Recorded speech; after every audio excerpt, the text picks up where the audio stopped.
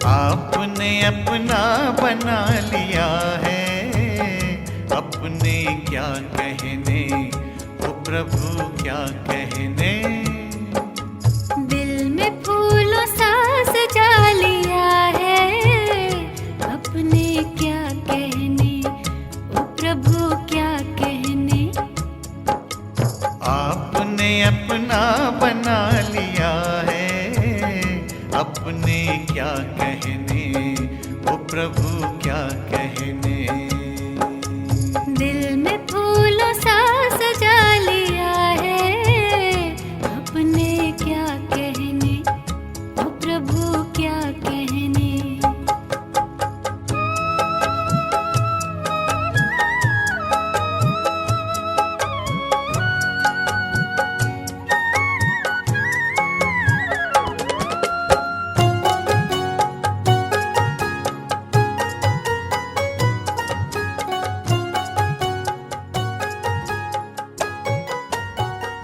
हमने सोचा न था कि वो दिन भी आएंगे, हमने सोचा न था कि वो दिन भी आएंगे। राह चलते हमें भगवान यूं मिल जाएंगे, राह चलते। ओम शांति। आज 5 मार्च 2021 ईश्वरीय महावाक्य है। बाबा कहते, मीठे बच्चे, जैसे बाप दादा दोनों निरअहंकारी हैं, देही अभिमानी हैं, ऐसे फॉलो फादर करो तो सदा उन्नति होती रहेगी। प्रश्न है, ऊंच पद की प्राप्ति के लिए कौन सी खबरदारी रखना जरूरी है?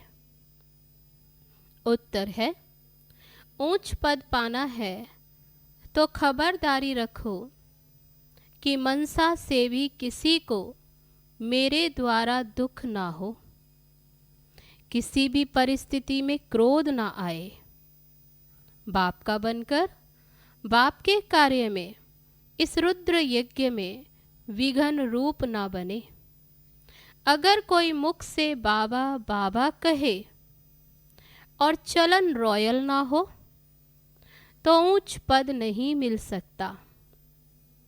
ओम शांति। बच्चे अच्छी तरह से जानते हैं कि बाप से वर्षा पाना है जरूर। कैसे? श्रीमत पर बाप ने समझाया है, एक ही गीता शास्त्र है जिसमें श्रीमत भगवानुवाच है। भगवान तो सबका बाप है, श्रीमत भगवानुवाच। कौन वाच करते? भगवान।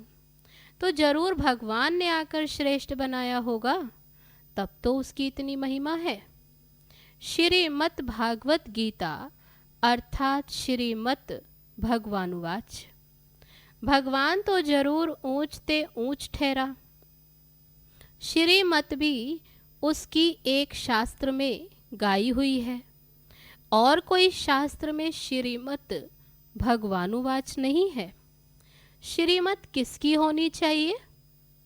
वह लिखने वाले भी समझ ना सके उसमें भूल क्यों हुई है, वह भी बाप आकर समझाते। बाबा कहते वह तो जानते नहीं। तो भूल होने का कारण, रावण राज्य शुरू होने से ही रावण मत पर चल पड़े। तो श्रीमत तो है नहीं, तो बाबा कहते रावण राज्य में आकर आसुरी मत। तब पहले से पहले बाबा कहते कड़े से कड़ी भूल इन रावण मत वालों ने की है। रावण की चमाट लगती। जैसे कहा जाता शंकर प्रेरक है, बॉम्ब शादी बनवाए, वैसे 5 विकार रूपी रावण प्रेरक है मनुष्य को पतित बनाने का। तब तो पुकारते हैं, हे पतित पावन आओ। तो पतित पावन एक ही ठहरा ना। इससे सिद्ध है कि पतित बनाने वाला और है, पावन बनाने वाला और है। दोनों एक तो हो नहीं सकते। ये बातें तुम ही समझते हो, नंबरवार पुरुषार्थ अनुसार। ऐसे मत समझना कि सभी को निश्चय है, नंबरवार है। बाबा कहते हैं नंबरवार है, ऐसे नहीं कि सब एक है। सबको बाबा कहते निश्चय नंबरवार। जितना निश्चय उतनी खुशी बढ़ती है। बाबा की मत पर चलना होता है, श्री मत पर। हमको ये स्वराज्य पद पाना है, ये नशा रहना चाहिए। मनुष्य से देवता बनने में देरी नहीं लगती। तुम पुरुषार्थ करते हो, मम्मा बाबा को फॉलो करते हो। जैसे वह आप समान बनाने की सर्विस कर रहे हैं, तुम भी समझते हो हम क्या सर्विस कर रहे हैं और मम्मा बाबा क्या सर्विस कर रहे हैं। बाबा ने समझाया था कि शिव बाबा और ब्रह्मा दादा दोनों इकट्ठे हैं, तो समझना चाहिए कि सबसे नज़दीक है। इनका ही संपूर्ण रूप सूक्ष्म वतन में देखते हैं, तो जरूर ये तीखा होगा। परंतु जैसे बाप निरंकारी देही अभिमानी, वैसे ये दादा भी निरंकारी है। ये ब्रह्मा बाबा भी निरंकारी। कहते हैं कि शिव बाबा ही समझाते रहते। जब मुरली चलती है तो बाबा खुद कहते, ये समझो शिव बाबा इन द्वारा सुना रहे हैं। ये ब्रह्मा भी जरूर सुनता होगा। यह ना सुने और ना सुनाए तो ऊंच पद कैसे पाए। परंतु अपना देह अभिमान छोड़ कहते हैं कि ऐसे समझो कि शिव बाबा ही सुनाते हैं। सुनाने को तो बाप दादा दोनों सुनाते, लेकिन बाबा कहते ये ब्रह्मा अपना देह अभिमान छोड़ कहते कि ऐसा ही समझो कि शिव बाबा ही सुनाते हैं। हम पुरुषार्थ करते रहते हैं, शिव बाबा ही समझाते। इसने तो पतितपना पास किया हुआ है। ब्रह्मा बाबा तो बाबा कहते दुनियावी है ना, तो लेकिन गृहस्थी है, इसलिए इसने तो पतितपना पास किया। मम्मा तो कुमारी थी, वह तो गृहस्थी था, लेकिन मम्मा तो कुमारी थी, तो मम्मा ऊंच चली गई, पुरुषार्थ में आगे गई। तुम भी कुमारियां मम्मा को फॉलो करो, गृहस्थियों को बाबा को फॉलो करना चाहिए। तो बाबा ने हर एक के आगे एग्जाम्पल रखा। बाबा ने कहा कुमारियां जो है वो मम्मा को फॉलो करें, जो गृहस्थी है घर में रहते, तो बाबा कहते फिर उनके लिए बाबा कहते कि इनको फॉलो करो, ब्रह्मा को। हर एक को ये समझना है कि मैं पतित हूँ, मुझे पावन बनना है। सबसे पहले तो ये स्वीकार करना है, हाँ हम पतित हैं, हमें पावन बनना है। मुख्य बात बाबा ने याद की यात्रा की सिखलाई है, इसमें देह अभिमान नहीं रहना चाहिए। अच्छा, कोई मुरली नहीं सुना सकते तो याद की यात्रा पर रहो। यात्रा पर रहते मुरली चला सकते हैं, परंतु यात्रा भूल जाते तो भी हर्जा नहीं। मुरली चलाकर फिर यात्रा पर लग जाओ, क्योंकि वह वाणी से परे वानप्रस्थ अवस्था है। मूल बात है देही अभिमानी हो, बाबा को याद करते रहें और चक्र को याद करते रहें, किसी को दुख ना दें। यही समझाते रहें कि बाबा को याद करो। यह है यात्रा। मनुष्य जब मरते हैं तो कहते स्वर्ग पधारा। अज्ञान काल में कोई स्वर्ग को याद नहीं करते। स्वर्ग को याद करना माना यहाँ से मरना, ऐसे तो कोई याद नहीं करते। अभी तुम बच्चे जानते हो, बाबा कहते हैं तुम्हारी बुद्धि में कि अब हमको घर वापस जाना है। बाबा कहते जितना याद करेंगे उतना खुशी का पारा चढ़ेगा, वर्षा याद रहेगा।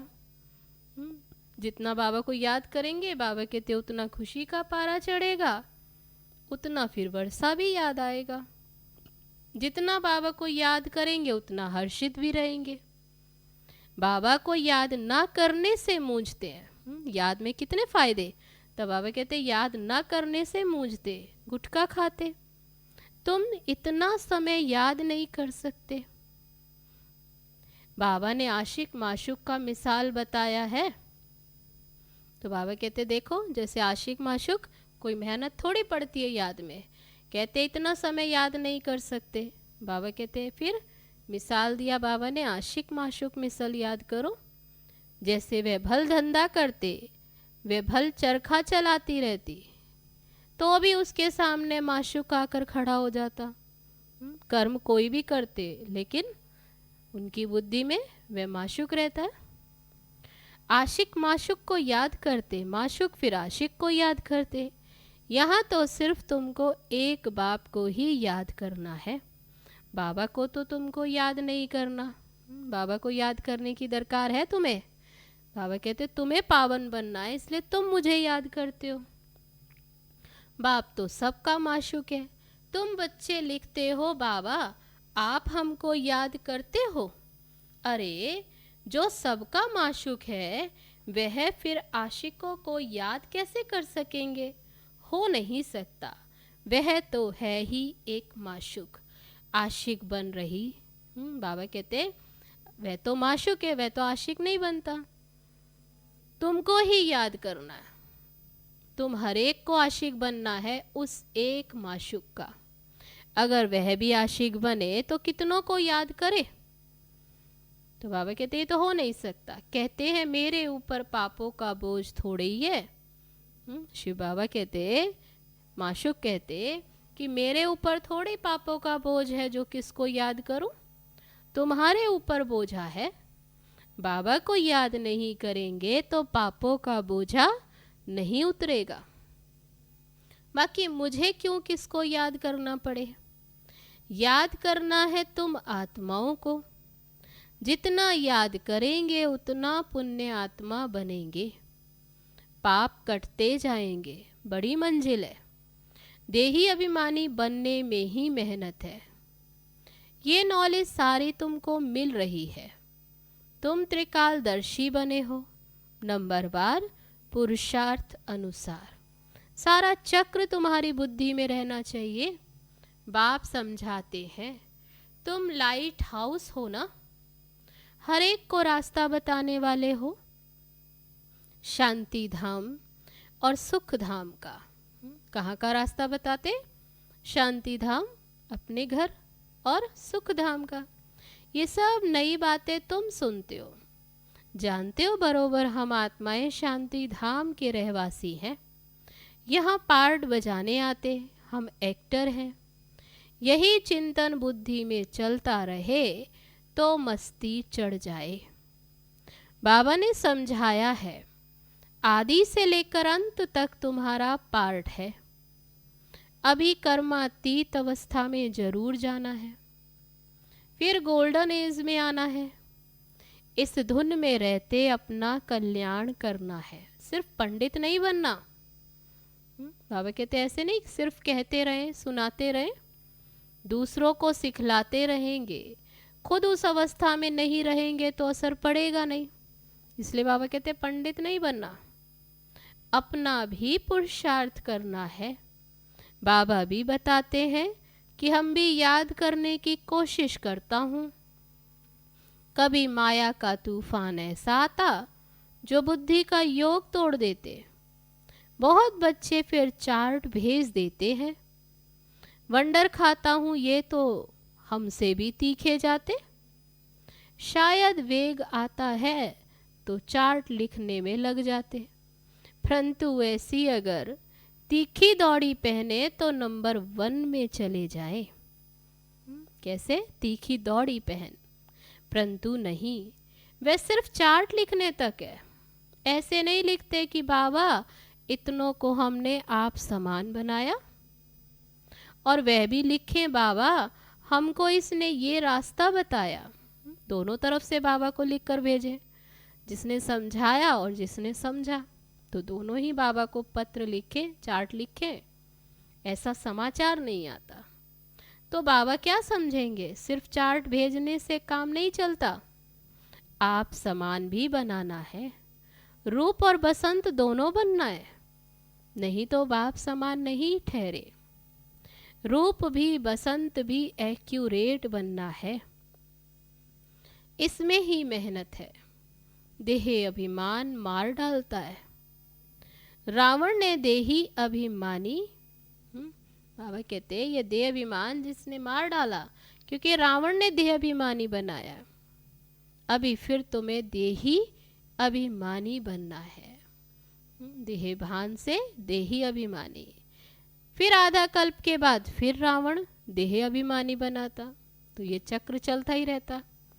देही अभिमानी तो बहुत मीठा बन जाते हैं, संपूर्ण तो अभी कोई भी बना नहीं। इसलिए बाबा हमेशा कहते हैं, तब देखो बाबा किस बात पर अटेंशन दिलाते, कि बच्चे किसी की भी दिल को रंज नहीं करना, दुख नहीं देना, सबको बाप का परिचय दो। बोलने करने की भी बड़ी रॉयल्टी चाहिए। ईश्वरीय संतान के मुख से सदैव रतन निकलने चाहिए। तुम मनुष्यों को जिए दान देते हो, रास्ता बताना है और समझाना है। तुम परमात्मा के बच्चे हो, उनसे तुमको स्वर्ग की राजाई मिलनी चाहिए। फिर अब वह क्यों नहीं? याद करो, बरोबर बाबा से वर्षा मिला था ना। तुम भारतवासी देवी देवताएं थे, तुमने ही 84 जन्म लिए। तुम समझो कि हम ही लक्ष्मी नारायण के कुल के थे। अपने को कम क्यों समझते हो? अगर कहते कि बाबा सब थोड़े ही बनेंगे, सभी लक्ष्मी नारायण बनेंगे क्या, ऐसा कहते बाबा को, तो बाबा समझ जाते कि ये स्कूल का नहीं है। अभी से ही ठीक करने लगा है, अभी से ही थिरकने लगा है। तो बाबा कहते तुमने 84 जन्म लिए हैं, ये स्मृति है। बाबा ने 21 जन्मों की प्रारब्ध जमा कराई, वे खाया, फिर ना होना शुरू हो गई, फिर समाप्त होना शुरू हो जाता। कट चढ़ते चढ़ते तमो प्रधान कौड़ी मिसल बन पड़े हो। भारत ही 100% साल्वेंट था, इन्हों को ये वर्षा कहाँ से मिला? एक्टर से ही बता सकेंगे ना। मनुष्य ही एक्टर है, उनको ये पता होना चाहिए कि इन लक्ष्मी नारायण को बादशाही मिली कहाँ से। कितनी अच्छी अच्छी पॉइंट्स है। जरूर आगे जन्म में ही ये राज्य भाग्य पाया होगा। बाप ही पतित पावन है। बाबा कहते मैं तुमको कर्म अकर्म और विकर्म की गति समझाता हूँ। रावण राज्य में मनुष्य के कर्म विकर्म हो जाते, वहां तुम्हारे कर्म अकर्म होते हैं। वह है दैवी सृष्टि। मैं रचता हूं तो जरूर मुझे संगम पर ही आना पड़े। यह है रावण राज्य, वह है ईश्वरीय राज्य। ईश्वर अभी स्थापना कर रहे हैं। तुम सब ईश्वर के बच्चे हो, तुमको वर्षा मिल रहा है। भारत ही साल्वेंट था, अब इन साल्वेंट बन गए। ये बना बनाया ड्रामा, इसमें फर्क नहीं हो सकता। सबका झाड़ अपना अपना है, वैरायटी झाड़ है ना। देवता धर्म वाले ही फिर देवता धर्म में आएंगे। क्रिश्चियन धर्म वाले अपने धर्म में खुश, औरों को भी अपने धर्म में खींच लिया। इस समय तो बाबा कहते जो और धर्म के वे भी चले गए। भारतवासी अपने धर्म को भूलने कारण वे धर्म अच्छा समझ वे चले जाते। विलायत में नौकरी के लिए कितने जाते हैं, क्योंकि वहाँ कमाई बहुत है। ड्रामा बड़ा वंडरफुल बना हुआ है, इसको समझने की अच्छी बुद्धि चाहिए। विचार सागर मंथन करने से सब कुछ समझ में आ जाता। ये बना बनाया अनादि ड्रामा है। तो जरूर बच्चों को आप समान सदा सुखी बनाना है। ये तुम्हारा धंधा है, पतितों से पावन बनाना। तब बाबा ने याद दिलाया धंधा क्या है हम सब बच्चों का, पतितों से पावन बनाना। जैसे बाबा का धंधा वैसे तुम्हारा मुखड़ा सदैव देवताओं जैसा हर्षित होना चाहिए, खुशी में। तुम जानते हो हम विश्व के मालिक बनते हैं। तुम हो लवली चिल्ड्रन, क्रोध पर बड़ी खबरदारी रखनी है। बाप आए हैं बच्चों को सुख का वर्षा देने, स्वर्ग का रास्ता सबको बताना है। बाप सुख करता दुख हरता है, तो तुमको भी सुख करता बनना है, किसी को दुख नहीं देना। तब बाप समान सुख करता। दुख देंगे तो तुम्हारी सजा 100 गुना बढ़ जाएगी। सुखदाता बाप के बच्चे, और दुख देंगे तो क्या होगा, इसलिए बाबा कहते फिर तो 100 गुना सजा हो जाएगी। कोई भी सजा से बच नहीं सकता। बच्चों के लिए तो खास ट्रिब्यूनल बैठती है। बाप कहते तुम बिघन डालेंगे तो बहुत सजा खाएंगे। कल्प कल्पांतर तुम साक्षात्कार करेंगे, फलाना यह बनेंगे। साक्षात्कार होगा। आगे जब देखते थे तो बाबा मना करते थे कि ना सुनाओ, सुनाने से कहीं वह दिल शिकस्त ना हो जाए।